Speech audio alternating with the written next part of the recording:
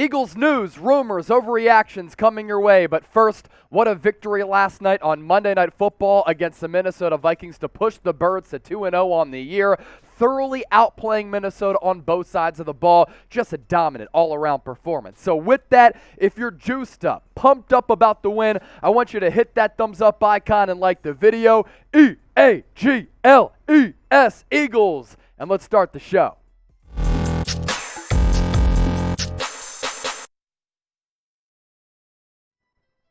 It is Victory Tuesday here on Philadelphia Eagles Now by Chat Sports. Chase Senior here with you. Hope all of you out there are having a fantastic day. Loaded show coming your way, and it's presented by True Classic Tees. Comfortable, affordable, stylish wear for men of all shapes and sizes. And here's the deal. 25% off if you use the promo code CHAT at trueclassictees.com/chat. We'll tell you more about them coming up. But in the meantime, I'll put that link in the comment section and the description of this video.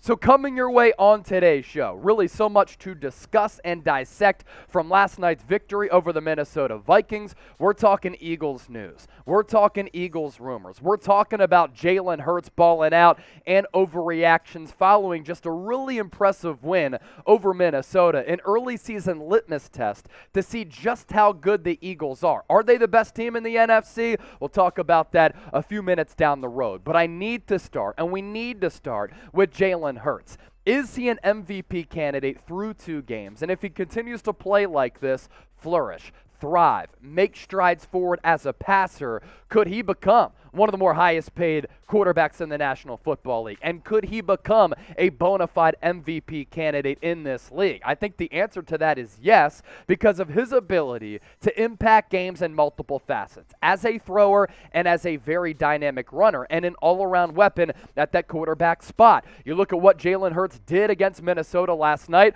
a defense, by the way, that in Week 1 shut down Aaron Rodgers and barely gave up any yards, 331 passing yards for Hurts. So one of the more passing impressive performances that he's had as a Philadelphia Eagle in the midnight green. 2 total touchdowns, the one in the air, 53-yard dime to Quez Watkins after he just blew by the safety after taking that bad angle on the Dallas Goedert out route, and then 2 rushing touchdowns. One, the fake out and then instep where he barreled over a couple of defenders to get to the goal line, and then that crazy run that kind of reminded me of that Donovan McNabb scamper in his first full year as the starter that made you say, oh my goodness, do the Eagles have something? An athletic specimen at that quarterback spot. Quarterback rating for Hurts, 108.7, so he was really good passing the football, and then 57 yards on the ground. And a sign of a good and legitimate offense in this league, long sustainable drives combined with explosive plays. And everybody wants to make a big deal about how the Eagles went nil and didn't score any points after halftime. For me, it was a game of 2 halves. The offense carried the load in the first half, and then the defense was spectacular in the second half, intercepting Kirk Cousins time and time again as he continues to look like a fraud in primetime spots in big games. Scoring drives for Philadelphia last night. In Week 1, they were the only team in the league to have more than to have multiple 80-yard scoring drives, and look at what they did once again. 11 plays, 82 yards to start the game. Jalen Hurts touchdown run. 7 plays, 82, yet another tutty. 7 plays, 85 yards, which led to that last touchdown. And then the field goal from Jake Elliott, 8 plays, 75 yards on the dot. And when I watch Jalen Hurts, as he's taken strides as a passer, we know that he's a good athlete, very comfortable running the football with physicality and speed. As in Week 1, he was one of the fastest players in the NFL. I see shades of a couple of different quarterbacks that Jalen Hurts reminds me of.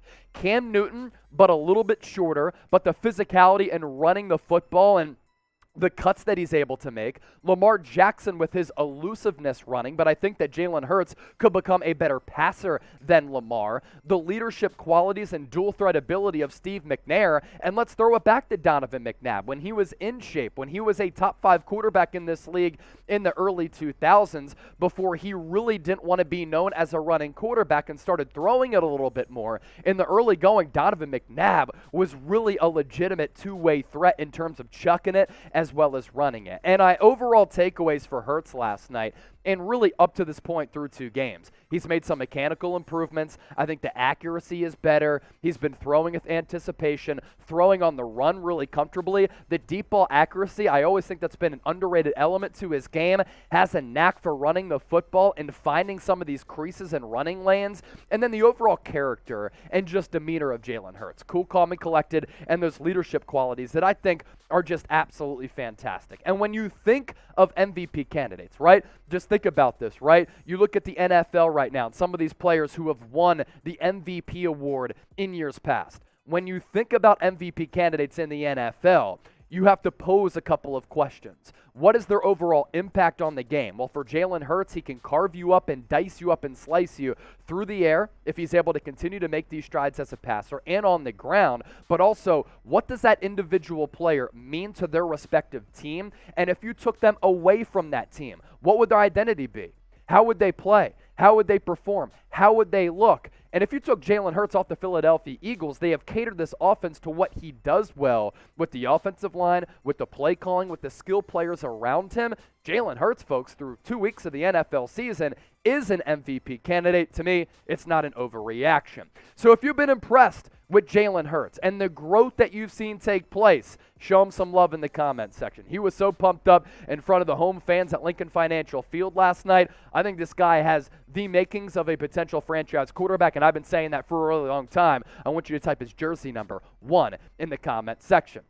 As I said off the top, True Classic Tees, a new sponsor here on Philadelphia Eagles now. And not only do they sell affordable, comfortable, stylish shirts for all shapes and sizes for men out there, they also sell some polos. This is the one that I'm rocking right now. It's that cotton polyester blend, really soft material that's very, very comfortable. And for the Fly Eagles Fly family, we got a deal for you as we ring the Liberty Bell. 25% off if you use the promo code CHAT at trueclassictees.com/chat. It really is a good deal for Eagles fans out there. The absolute best fitting clothing that a man can buy. Snug in the arms and the chest with a little extra space in the torso. Their t-shirts designed to keep you cozy and highlight your best assets no matter what you're up to. One more time, promo code CHAT, that link hanging out, kicking it with Philadelphia in the comment section in that pinned comment for you.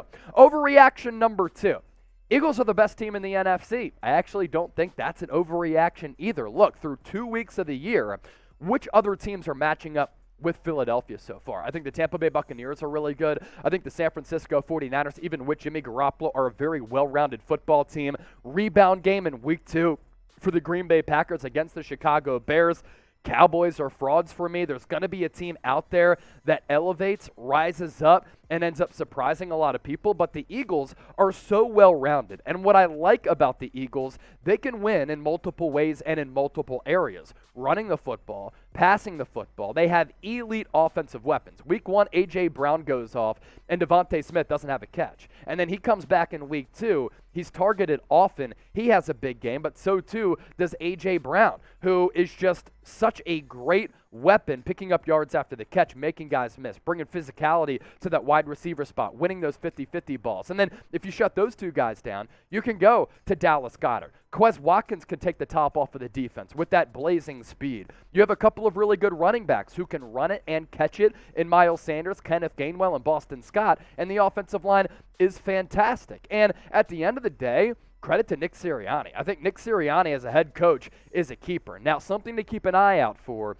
is that he gave up play calling duties going into this year. So right now, those responsibilities are on the plate for offensive coordinator Shane Steichen, who was very well respected when he was hired by Sirianni. Eagles offense continues to play well. He's going to get poached for a head coaching job out there. So beyond this year, some concerns to look into the forefront. But Nick Sirianni has really done a masterful job of catering this team to the strengths of his quarterback. And let's give credit also to Jeffrey Lurie. His history of hiring coaches that yield immediate winning results goes all the way back to, since I became a fan of this football team when I was a young buck growing up in Westchester, right? I mean, Andy Reid's second year, NFC Championship game. And then after Andy Reid, Chip Kelly comes in, you make the playoffs in the first year. Doug Peterson, Super Bowl in year 2. Nick Sirianni, year one, they make the playoffs, and in year two, it looks as though they could be one of the better teams in the National Football League. And the sign of a good coach, catering your scheme to your personnel, making alterations and adjustments with the players that you have. That's what Sirianni did last year.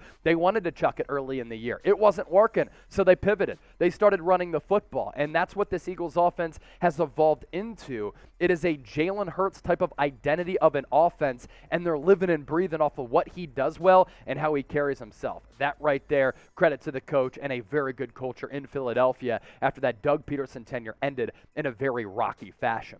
So I want to ask you, though, Philly, your power rankings have the Eagles where in the NFL? So 32 teams in the NFL. Where do you have the Eagles in your power rankings? I'm going to go top 5 for sure through 2 weeks, but I want you to let me know right now in the comments section. And while you're down there, subscribe to the channel if you like what you're seeing. Eagles news, rumors, analysis, audience interaction, live shows, watch parties for everybody who tuned into our watch party last night.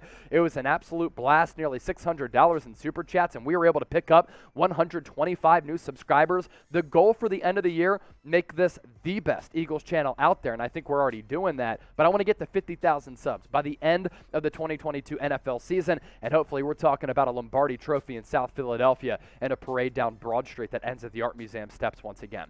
Overreaction number 3, Jonathan Gannon, no longer on the hot seat. I think this is an overreaction. Look, the defense played really well last night, as evidenced by the numbers that we're about to show you, but I still think that Jonathan Gannon's job beyond this year shouldn't be safe, because if the Eagles' defense folds, then that's a problem, and he is to blame for that. But shout out to Jonathan Gannon for some of the adjustments that he made against what could be and what was in Week 1 a very potent Minnesota Vikings offense.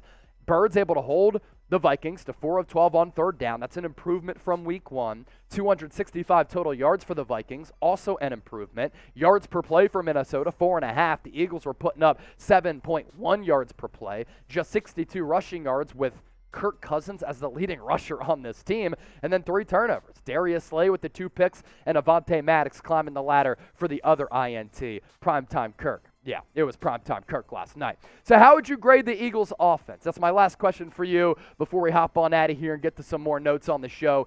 A, B, C, D, or F. Let me know. Bird Gang, comment, join the conversation down below. And then some of my final thoughts. No scoring in the second half. Some people are freaking out about that because they also struggled in the second half against the Detroit Lions. Look, if they get ahead, the Eagles team is totally different with their ability to really beat you up, play bully ball, and run the football with that offensive line. And what I liked about this game, a dual approach. Offense in the first half, defense was spectacular in the second half. And if you play complementary football, you're going to win a lot of games. As for the penalties, a little bit concerned by that.